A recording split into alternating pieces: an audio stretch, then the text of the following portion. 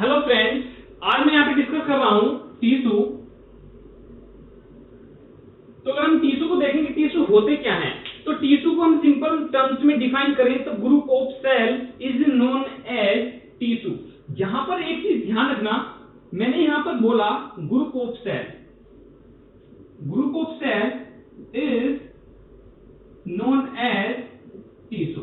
ठीक है, इसके लिए कंडीशन याद रखना भाई, मैंने बोला कि group of cell is known as tissue, लेकिन सेल भी कैसे होने चाहिए, फंक्शन में सेम होने चाहिए, स्ट्रक्चरली सेम होने चाहिए, यानी कि सेल का ओरिजिन सेम होना चाहिए। ऐसे ही सेल के ग्रुप को हम बोलेंगे टिश्यू। ओके, ऐसा नहीं होना चाहिए भाई सेल मतलब स्ट्रक्चर में भी डिफर है ना, और फंक्शन भी उनका डिफर है, और मतलब डिफरेंट डिफरेंट सेल के ग्रुप को हमने बोल दिया है टिश्यू। ठीक है, वो टिश्यू नहीं होगा। टिश्यू के लिए कंडीशन क्या है, सेल का ओरिजिन सेम होना चाहिए, स्ट्रक्चरली सेम होनी चाहिए, एंड फंक्शनली भी सेम होनी चाहिए सेल। तो ऐसे ही सेल के ग्रुप को बोलेंगे हम टिश्यू। तो सिंपल मैं आपसे बात करूं टिश्यू की स्टडी, ठीक है, टिश्यू की स्टडी करने को हम बोलते हैं स्टडी ऑफ टिश्यू, इसको बोलेंगे histology, histology. And father of histology, father of histology उसको बोलते हैं बिकेट।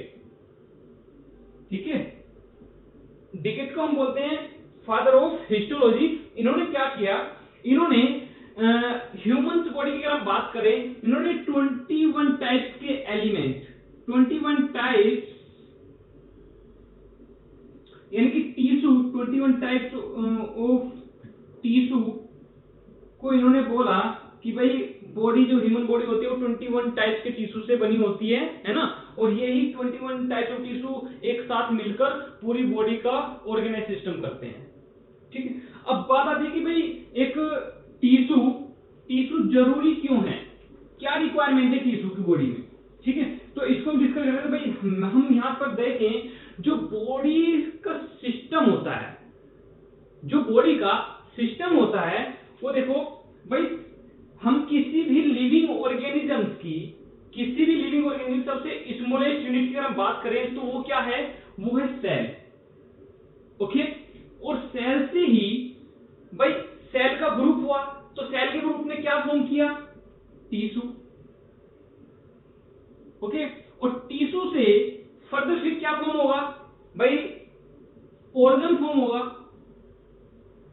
ऑर्गन फॉर्म होने के बाद ऑर्गन सिस्टम, भाई ऑर्गन आपस में कंबाइन होके क्या फॉर्म करेंगे, ऑर्गन सिस्टम फॉर्म करेंगे।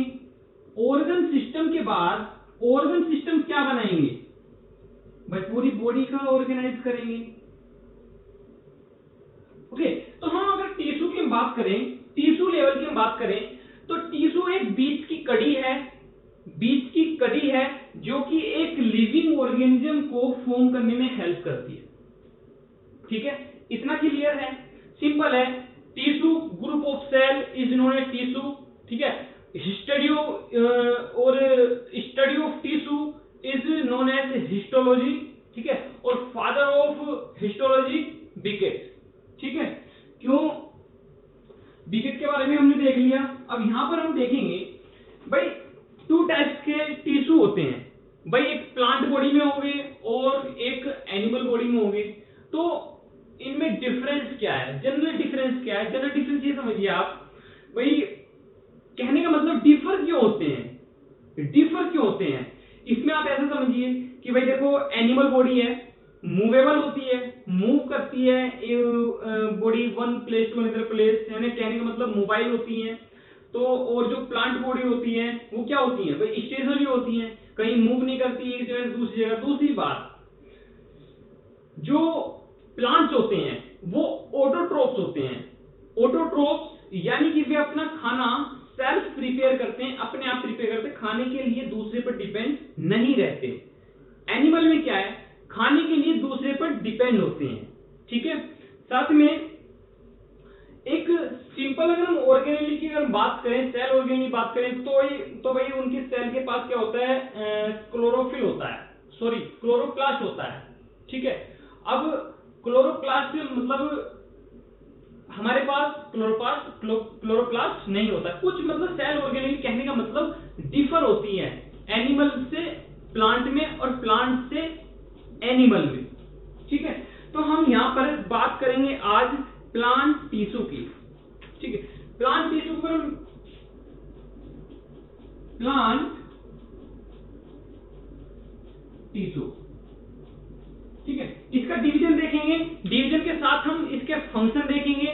तो हम बात करें प्लांट टिश्यू को फर्दर दो ग्रुप में डिवाइड किया है, फर्दर दो ग्रुप में डिवाइड किया है। एक ग्रुप को हमने बोला है मेरिस्टेमेटिक टिश्यू, मेरिस्टेमेटिक टिश्यू, ठीक है। दूसरे को हमने बोला है परमानेंट टिश्यू, परमानेंट टिश्यू, ठीक है। मेरिस्टेमेटिक टिश्यू फर्दर तीन ग्रुप में डिवाइड है। क्यों डिवाइड है? एक मतलब on the basis of function, और अगर हम एक लोकेशन की बेस पर हम बात करें तो हमने इसको तीन ग्रुप में हमने इसको डिवाइड किया है, ठीक है। तो इसमें तीन ग्रुप में क्या है, एक एपाइकल होगा, एपाइकल मेरिस्टेमेटिक टिश्यू, ठीक है। एक यहां पर हो गया lateral meristematic tissue and intercalary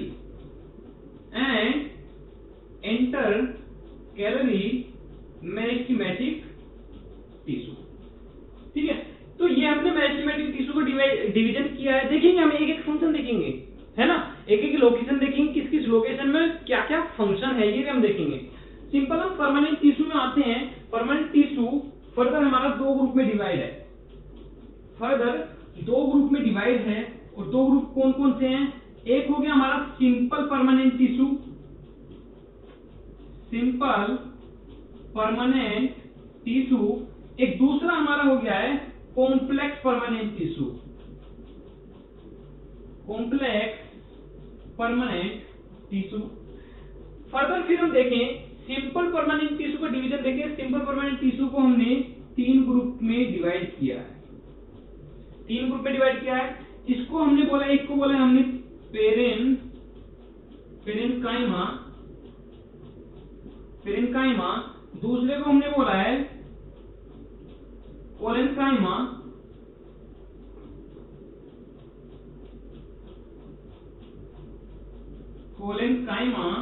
and third one is sclerenchyma, ठीक है। यहां पर देखें हम complex permanent tissue, complex permanent tissue further दो ग्रुप में डिवाइड है, टू टाइप से फर्दर इसके, एक है जाइलम, एक है फ्लोएम, ठीक है। इसी बात हम ऐसे भाई सिंपल डिवीजन देखो, प्लांट टिश्यू है, प्लांट टिश्यू को दो ग्रुप में डिवाइड किया, meristematic tissue, permanent tissue. Meristematic tissue को फर्दर थ्री ग्रुप्स में डिवाइड किया है ना। Apical meristematic tissue, APICAL, apical meristematic tissue, lateral meristematic tissue and intercalary meristematic tissue. फिर परमानेंट टिश्यू को फर्दर दो ग्रुप में डिवाइड किया, simple permanent tissue and complex permanent tissue, ठीक है भाई। सिंपल परमानेंट टिश्यू को हमने फर्दर तीन ग्रुप में डिवाइड किया है, पेरेन्काइमा, कोलेनकाइमा एंड स्क्लेरेनकाइमा। ध्यान रखना, इसको हम इसके लिए एक चीज और याद रखना, किसके लिए? पेरेन्काइमा के लिए एक चीज याद और रखना भाई, पेरेन्काइमा के पास अगर क्लोरोफिल है, अगर क्लोरोफिल है तो हम इसको क्या बोलते हैं? क्लोरेनकाइमा,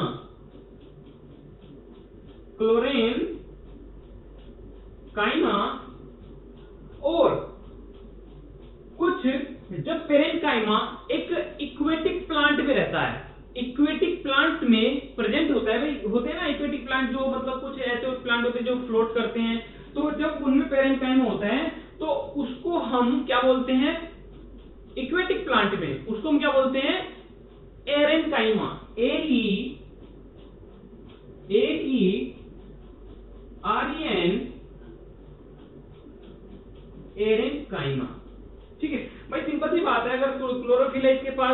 हम क्या बोल देते हैं, क्लोरेनकाइम बोल देते हैं, और इक्वेटिक प्लांट में है तो हमने इसको एरेनकाइम बोल दिया है।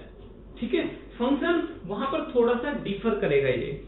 ठीक है, तो अब हम बात करेंगे मेरिस्टेमेटिक टिश्यू की, केवल मेरिस्टेमेटिक टिश्यू की। ठीक है, डिवीजन डे में हम एक एक टिश्यू को हम यहाँ पर डिस्कस करेंगे। ठीक है, आज हम डिस्कस करेंगे प्लांट टिश्यू और नेक्स्ट लेक्चर में मैं डिस्कस करूंगा एनिमल टिश्यू।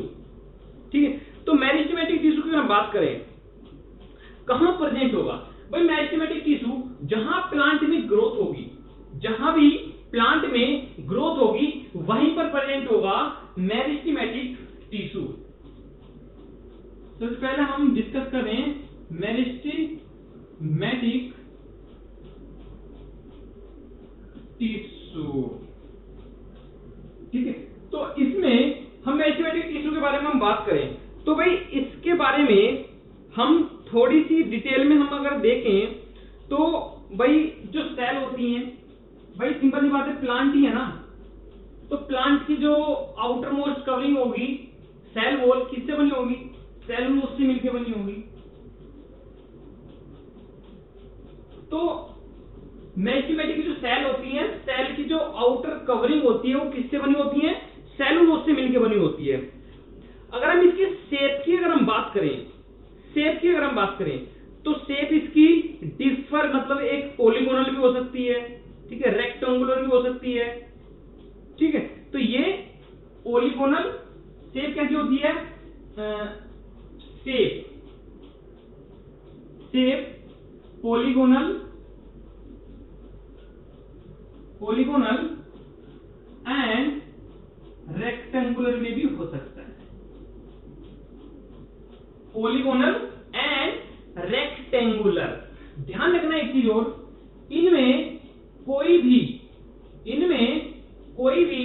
जब सेल अरेंज होती है, जब सेल अरेंज होती है तो इनमें इंटरसेलुलर स्पेस नहीं होता है। ध्यान रखना, देखो मैं क्या बोल रहा हूं, ये मैंने बनाया टिश्यू, बहुत सारी मैंने यहां पर ये सेल बना दी हैं।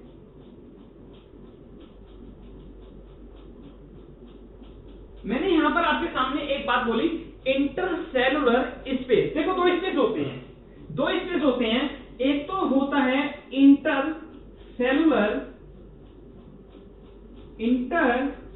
स्पेस और एक होता है इंट्रासेलुलर स्पेस। एक क्या होता है, इंट्रासेलुलर स्पेस, दोनों स्पेस होते हैं, बताता हूं आपको क्या होते हैं। देखो इंटरसेलुलर स्पेस, दो सेल है, एक सेल और दूसरी सेल जो एडजेसेंट में सेल है ना भाई, उन दोनों सेल के देखो एक सेल ये है और एक सेल ये है, इन सेल के बीच में जो गैप होगा, उसको बोलेंगे हम इंटरसेलुलर स्पेस। ठीक है, दो एडजेसेंट सेल के बीच में जो गैप होगा उसको बोलेंगे हम इंटरसेलुलर स्पेस। और ध्यान रखना जो सेल के इनसाइड स्पेस होगा, सेल के इनसाइड, भाई ये सेल है और सेल के इनसाइड जो स्पेस होगा इसको हम बोलेंगे इंट्रासेलुलर स्पेस। क्लियर है? तो जो मेरिस्टेमेटिक टिश्यू होते हैं, मेरिस्टेमेटिक टिश्यू में इंटरसेलुलर स्पेस नहीं होता, यानी कि क्लोजली पैक्ड रहते हैं। क्लियर है? ठीक है, ये बात हो गई भाई। अब प्रेजेंस कहां होगी इनकी, प्रेजेंस कहां होगी इनकी भाई, ये समझ लो जो भी ग्रोइंग रीजन होगा, जो भी ग्रोथ वाला रीजन होगा, वहां सब जगह क्या पाया जाएगा, मेरिस्टेमेटिक टिश्यू पाया जाएगा जहां पर भी ग्रोथ होगी। ठीक है, ग्रोइंग रीजन पाएगा भाई, रूट है, रूट टिप पर पाया जाएगा, है ना भाई, लीव्स है, लीव्स पर पाया जाएगा, मतलब ऑलमोस्ट सभी जगह मिलेगा। ठीक है, तो ये देखो सबसे पहले हम डिस्कस कर रहे हैं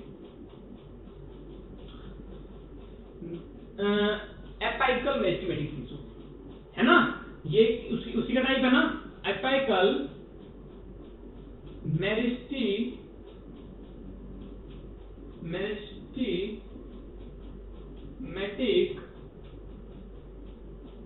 टिश्यू। ठीक है, apical meristematic tissue.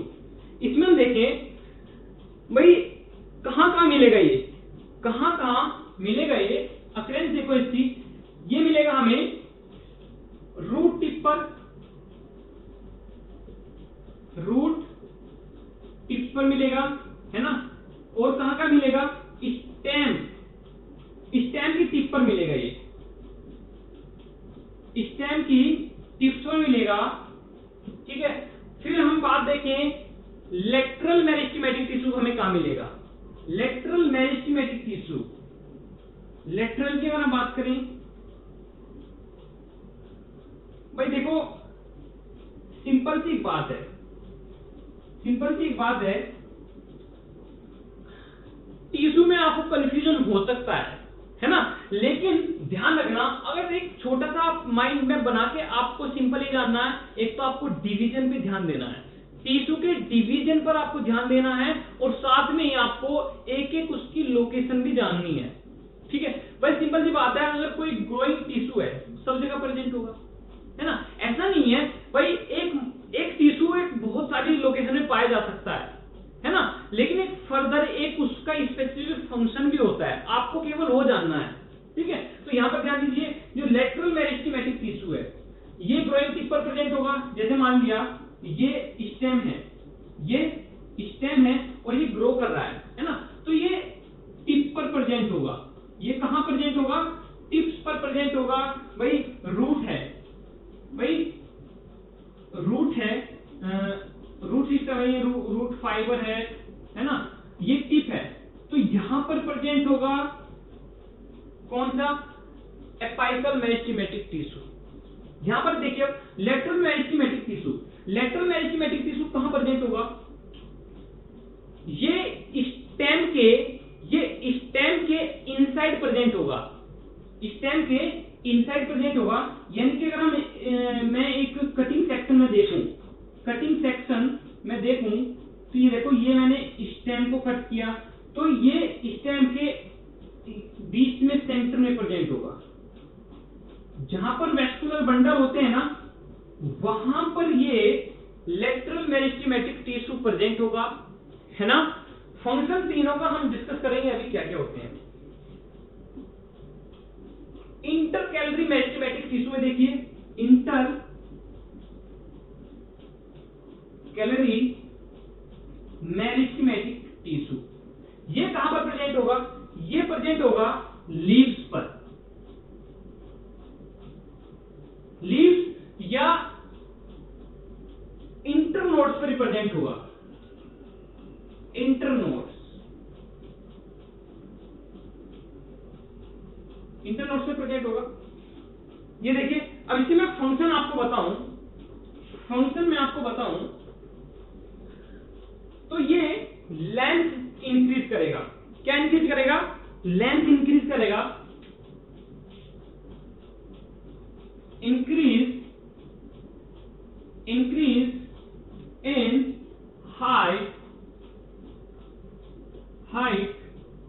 Of plant, ठीक है भाई। हाइट में इंप्रूवमेंट करेगा भाई, रूट की टिप पर प्रेजेंट होगा और स्टेम की टिप पर प्रेजेंट होगा, ग्रोथ कराएगा, ठीक है। Lateral meristematic tissue, lateral meristematic tissue ये गर्थ कराएगा, क्या कराएगा, गर्थ कराएगा, यानी कि स्टेम की चौड़ाई को बढ़ाएगा। ये देखो मैंने क्या बोला,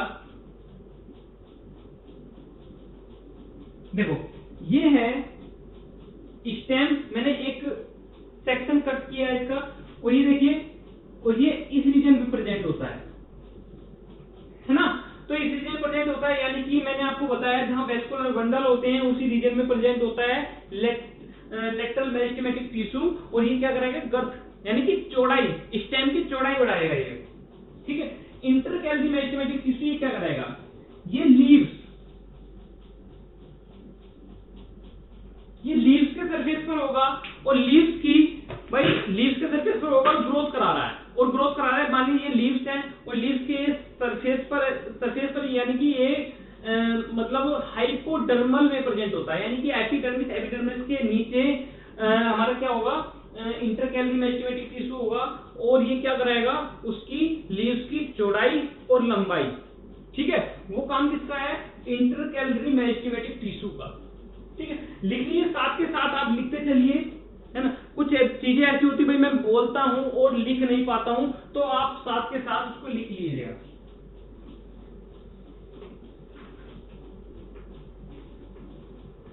अब हम बात करेंगे परमानेंट टिश्यू की। परमानेंट टिश्यू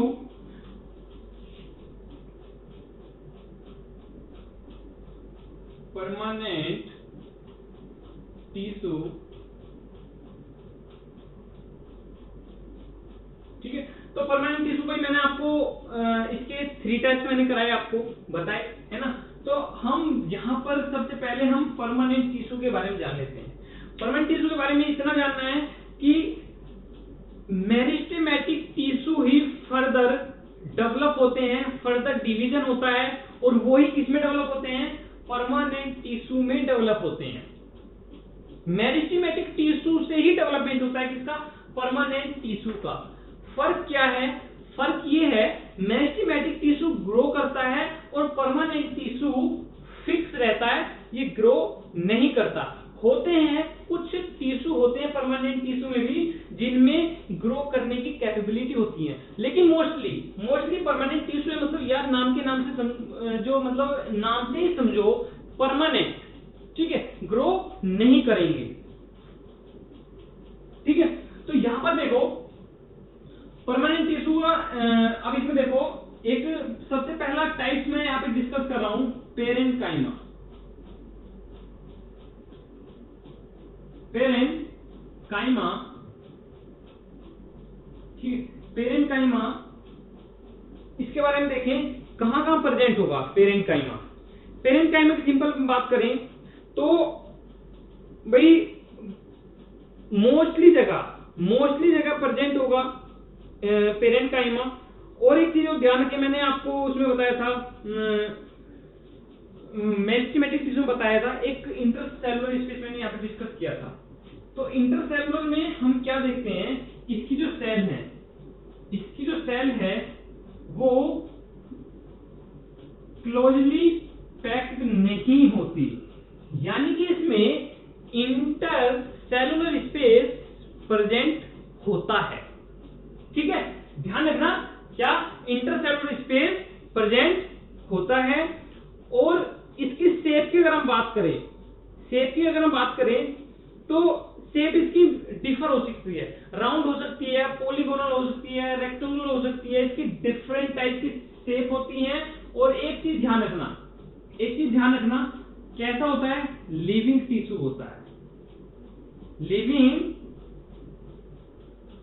टिश्यू होता है ना। और इसमें ही, और लिविंग टिश्यू के साथ साथ इसमें ही कैपेबिलिटी होती है ग्रो करने की। ठीक है, capability has capability to grow. इतनी बात समझ आई भाई। इसी के बाद ये क्या होते हैं? लिविंग टिश्यू होते हैं। लिविंग टिश्यू के साथ साथ इसमें क्या होती है? एक डिवाइड करने की कैपेबिलिटी होती है। ठीक है, इसमें देखो इसकी और अकरेंस कहां कहां मिलेंगे, तो सबसे पहले बताया मैंने आपको, सब जगह मिलेंगे, प्लांट में सब जगह मिलेंगे। ठीक है, स्टेमर मिलेंगे, स्टेम, और मतलब हमें एक ब्रांच में मिलेंगे, हमें लीव्स में मिलेंगे, है ना। इवन हमें मतलब कुछ फ्रूट्स में, हम फ्लावर में देखने को मिलेंगे, फ्रूट्स में देखने को मिलेंगे, सब जगह देखने को मिलेंगे। कौन? पेरेन्काइमा। ठीक है, अच्छा, फंक्शन क्या है? मेन फंक्शन इसका है, मेन फंक्शन देखो इसका, मेन फंक्शन, एक ही फंक्शन बता रहा हूं, याद रखना, फूड स्टोरेज।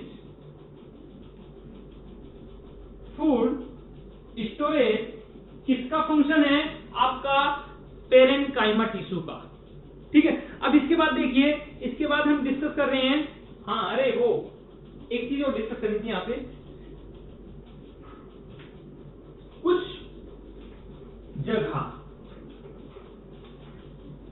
जगह इसमें क्लोरोफिल भी मिलता है, कुछ जगह इसमें क्लोरोफिल भी मिलता है, तो वहां पर हम इसको बोलते हैं क्लोरेनकाइमा।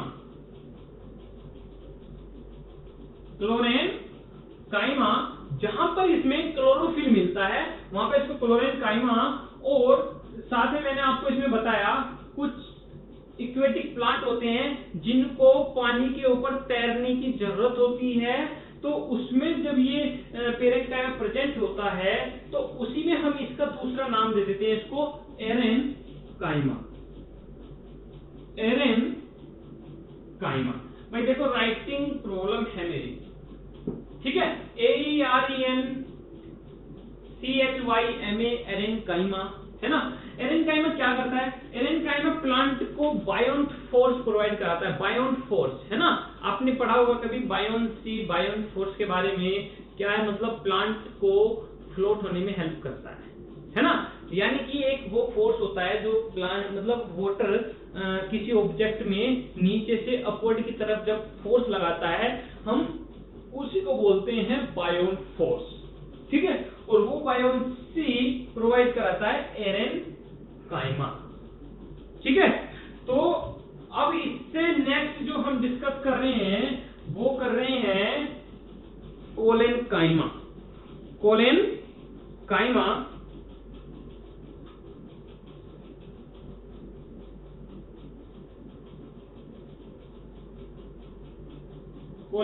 Second collenchyma. भाई देखो मोस्टली पेरेनकाइमा की तरह होता है, मोस्टली कोलेनकाइमा जो है वो किसकी तरह होता है? पेरेनकाइमा की तरह ही होता है, लेकिन इसकी जो सेल वॉल होती है, इसकी सेल की जो सेल वॉल होती है उस पर थोड़ा सा एक्स्ट्रा सेलुलोज डिपॉजिट हो जाता है, जिसकी वजह से ये थोड़ा सा हार्ड और थोड़ा सा सपोर्टिव भी फंक्शन में होता है, ठीक है। और इसके ध्यान रखना, इसके जो सेल्स होते हैं, इसके सेल्स होते हैं क्लोजली पैक्ड। क्या होते हैं? Closely packed. पेरेनकाइमा कहते थे लूजली पैक्ड थे, यानी कि उसमें इंटरसेलुलर स्पेस था और इनमें इंटरसेलुलर स्पेस नहीं होता। एब्सेंस ऑफ इंटरसेलुलर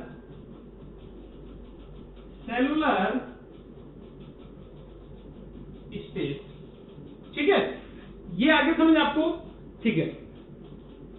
अब इसमें आगे देखिए कोलेनकाइमा, ध्यान रखना इसके बारे में। वो कैसा टिश्यू था?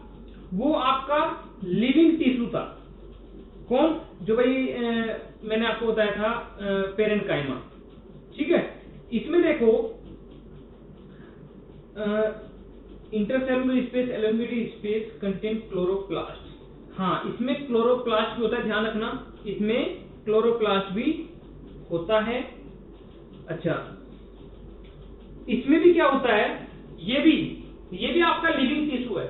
पेरेनकाइमा मतलब मैंने आपको क्या बोला? मोस्टली किसकी तरह है? पेरेनकाइमा की तरह है। और ये भी कैसा है? लिविंग टिश्यू है, लिविंग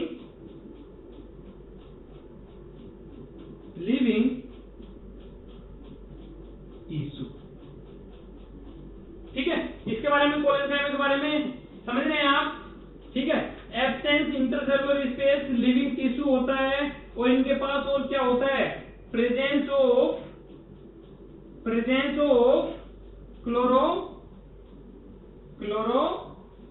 क्लोरोप्लास्ट, इनके पास क्लोरोप्लास्ट होता है,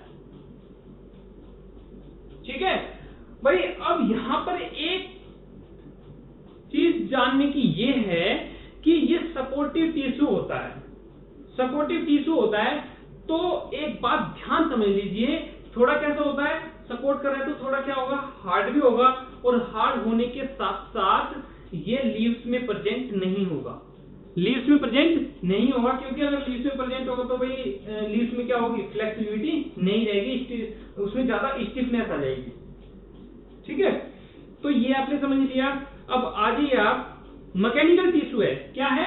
फंक्शन क्या है इसका? फंक्शन है मैकेनिकल टिश्यू है।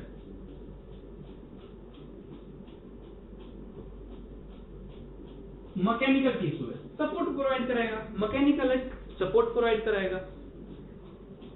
ठीक है। अच्छा, अब आ जाओ स्क्लेरेनकाइमा पर। स्क्लेरेनकाइमा पर आ जाओ। स्क्लेरेनकाइमा भी क्या है, एक सपोर्टिव टिश्यू है। क्या है? सपोर्टिव टिश्यू है। और इसमें एक चीज याद रखना आप,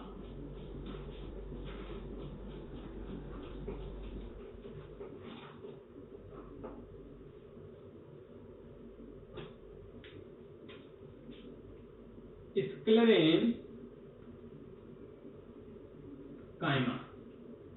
स्क्लेरेनकाइमा क्या है? डेड चीज। ठीक है। क्या होता है? डेड टिश्यू होता है।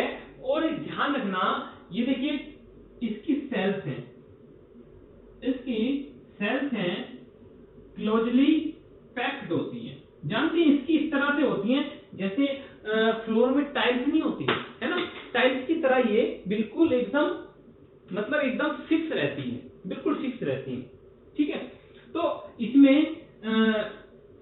एब्सेंस होता है,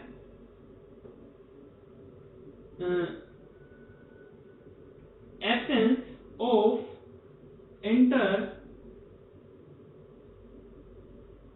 इंटरसेलुलर स्पेस।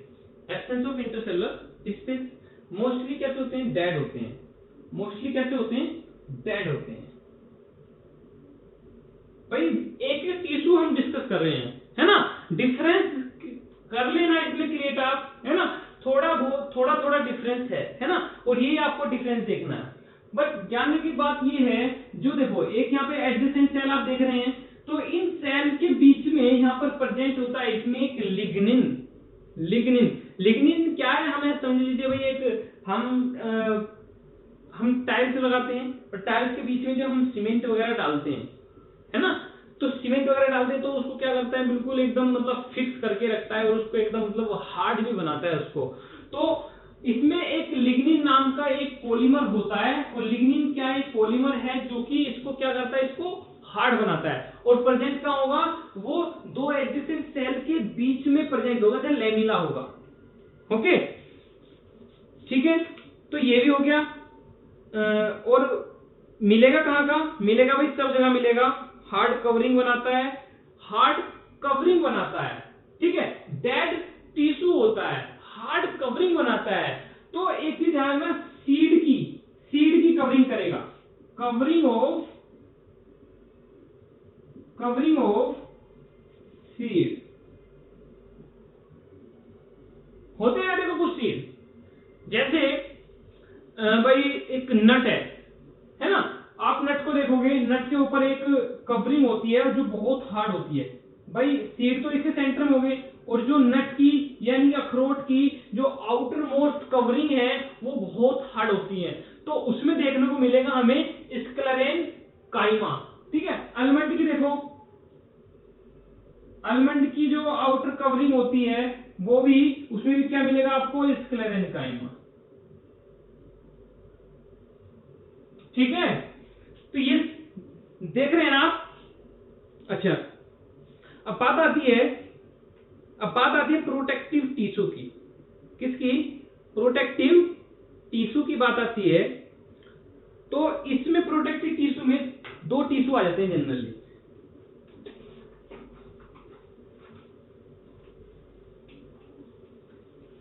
हम थोड़ा सा यहां पर प्रोटेक्टिव टिश्यू भी हम देख लें। प्रोटेक्टिव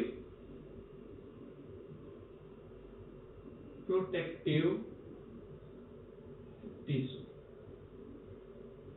तो यहां पर देखिए, यहां पर एक हम डिस्कस करेंगे एपिडर्मिस, और एक हम यहां पर डिस्कस करेंगे कॉर्क। ठीक है। तो एपिडर्मिस भाई प्लांट की हर जगह की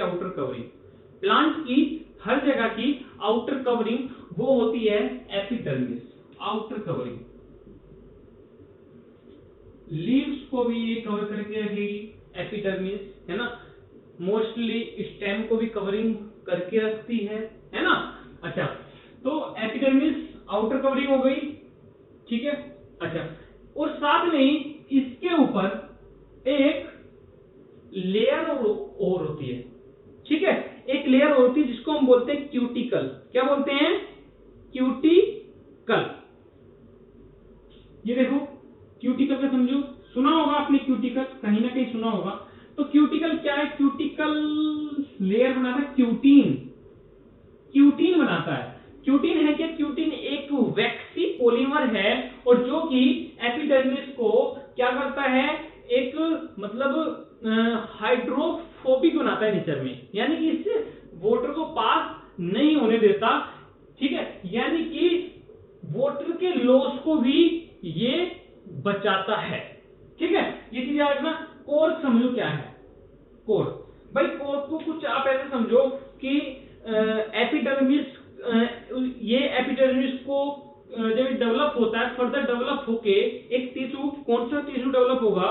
देखो एपिडर्मिस क्या करेंगे, जब प्लांट ओल्डर हो जाता है, पुराना हो जाता है, तो पुराना होने के बाद वो आउटर प्रोटेक्टिव टिश्यू जिसे हम एपिडर्मिस बोलते हैं, इसमें कुछ चेंजेस आते हैं, इसमें ही कुछ चेंजेस आते हैं। और चेंजेस होने के साथ साथ ये सेकेंडरी मेरिस्टेमेटिक टिश्यू की एक स्ट्रिप बनाता है, ठीक है।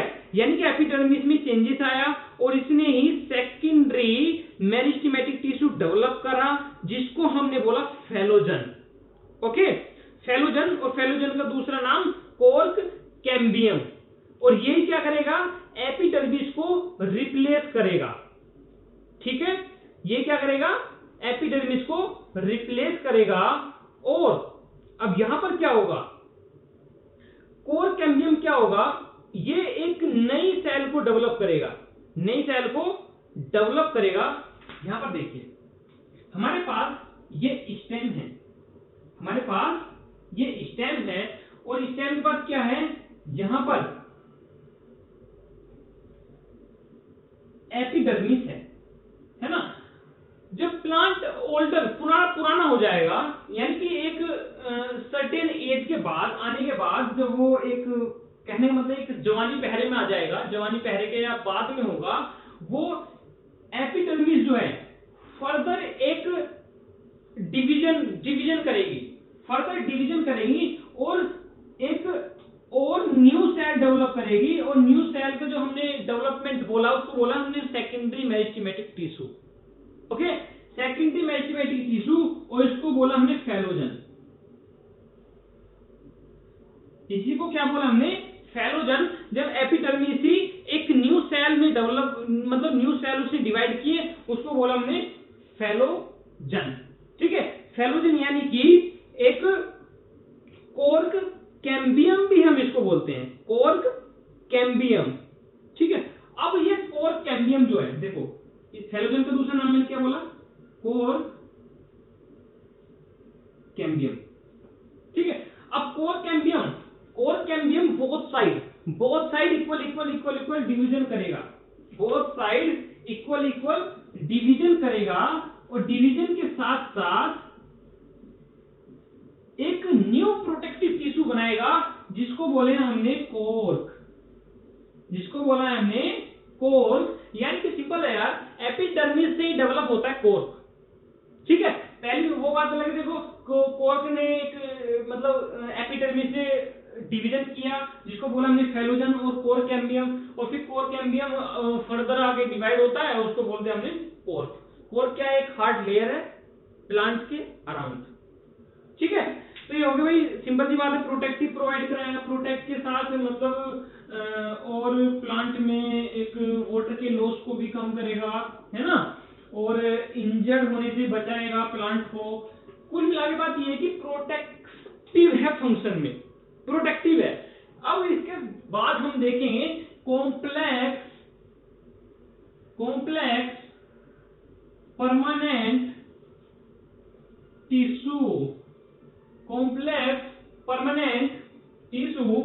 इसमें हम देखेंगे एक तो xylem and second is phloem, PHLOEM, xylem and phloem. Xylem further 4 types के होते हैं। जाइलम फर्दर 4 टाइप्स मतलब 4 ग्रुप में डिवाइड है। जैसे एक ट्रैकिड वेसल्स है ना,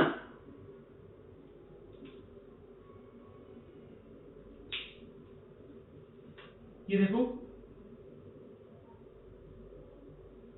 ट्रैकिड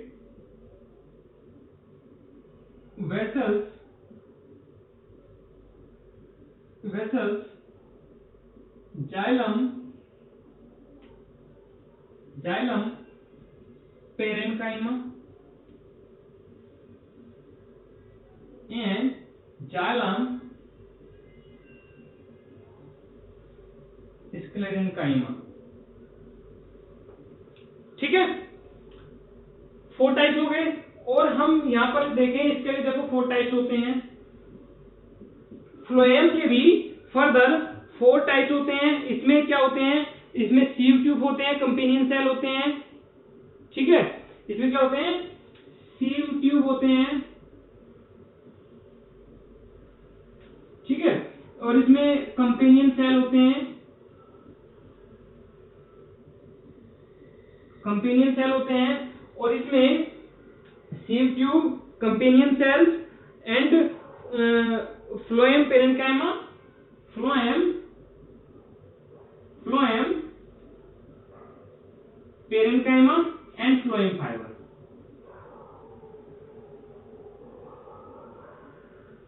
यानी कि हम ये कह सकते हैं भाई इन 4 से तो मिलकर बना होता है जाइलम। ठीक है, जाइलम टिश्यू, और इन 4 से मिलकर होता है फ्लोएम टिश्यू। फंक्शन क्या है, ओवरऑल फंक्शन क्या है? जाइलम किसको ट्रांसपोर्ट करेगा, जल को। किसको ट्रांसपोर्ट करेगा, जल को ट्रांसपोर्ट करेगा, यानी कि वाटर को ट्रांसपोर्ट करेगा। वाटर एंड मिनरल को ट्रांसपोर्ट करेगा। जाइलम एंड फ्लोएम फल नहीं, फ्रूट को ट्रांसपोर्ट करेगा फ्लोएम। अरे फिर से फ्रूट लिख दिया यार, फूड को ट्रांसपोर्ट करेगा। ठीक है, फ्लोएम किसको ट्रांसपोर्ट करेगा, फूड को ट्रांसपोर्ट करेगा। एंड जाइलम किसको ट्रांसपोर्ट करेगा, वाटर एंड मिनरल, है ना, जल। देखो भाई याद रखना, इसको एक छोटी सी निमोनिक है, ये XY मतलब कुछ जल को जाइलम जल है ना, जाइलम जल से इसको याद रखना। जाइलम किसको ट्रांसपोर्ट करेगा, वाटर एंड मिनरल को ट्रांसपोर्ट करेगा। एंड फ्लोएम फूड को ट्रांसपोर्ट करेगा। ठीक है, अब ये चीज आप समझ लीजिए कहां से कहां ट्रांसपोर्ट करेगा। भाई वाटर है तो वाटर तो रूट से ऑल ओवर पार्ट, यानी कि डाउन टू अपवर्ड मूवमेंट ही होगा। ठीक है, अब फूड की अगर हम बात करें तो फूड कहां बनता है, फूड कहां बनेगा, फूड लीव्स में बनेगा। तो लीव्स से ऑल ओवर पार्ट में जाएगा, लीव्स से ऑल ओवर पार्ट में जाएगा, है ना। मान लीजिए मेरी लीव्स हैं, ये प्लांट है, ये लीव्स हैं, और लीव्स से ये मेरे सर में भी ये मतलब फूड जाएगा, यहीं से लीव्स से जाएगा, है ना, और मेरे पैरों तक भी यहीं से फूड जाएगा।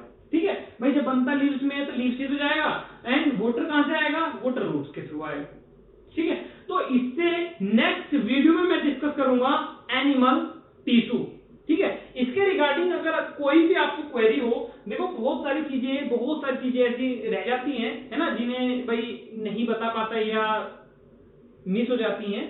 ठीक है, तो आप मुझे बिल्कुल कमेंट सेक्शन में बिल्कुल आप क्वेश्चन लिखकर भेजिए, और मैं आपको मतलब 100% रिप्लाई दूंगा। ठीक है, और कोशिश करूंगा कि आपको 100% सेटिस्फाई कर दूं।